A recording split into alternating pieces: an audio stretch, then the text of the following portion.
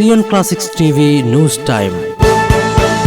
നമസ്കാരം, Zion Classics ടിവിയിലേക്ക് സ്വാഗതം. തൊമ്മൻകുത്ത് കുരിശ് ജനവാസ മേഖലയിലാണെന്ന് തെളിഞ്ഞതിനിടെ പ്രതികാര നടപടിയുമായി വനം വകുപ്പ്. തൊമ്മൻകുത്ത് നാരങ്ങാനത്ത് കൈവശ ഭൂമിയിൽ കുരിശ് സ്ഥാപിച്ചതുമായി ബന്ധപ്പെട്ട് പ്രദേശവാസികൾക്കെതിരെ രജിസ്റ്റർ ചെയ്ത കേസിൽ നോട്ടീസുമായി വനം വകുപ്പ് രംഗത്ത്.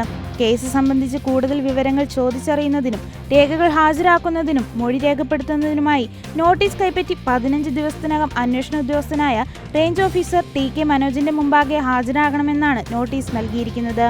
ഇന്നലെ ഫോറസ്റ്റ് ഗാർഡുമാർ വീടുകളിൽ നേരിട്ടെത്തിയാണ് പലർക്കും നോട്ടീസ് നൽകിയത്.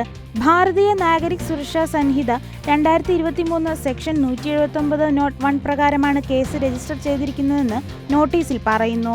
ഈ മാസം 16-നാണ് നോട്ടീസ് പുറപ്പെടുവിച്ചതെങ്കിലും ഇന്നലെയാണ് വീടുകളിലെത്തി കൈമാറിയത്. വനം വകുപ്പ് കുരിശ് നശിപ്പിച്ച ശേഷം കണ്ടാലറിയാവുന്ന ഏതാനും പേർക്കെതിരെ അന്ന് കേസെടുത്തിരുന്നു. എന്നാൽ ഇതുവരെ ആർക്കും നോട്ടീസ് നൽകുകയോ കേസുമായി മുന്നോട്ടു പോവുകയോ ചെയ്തിരുന്നില്ല.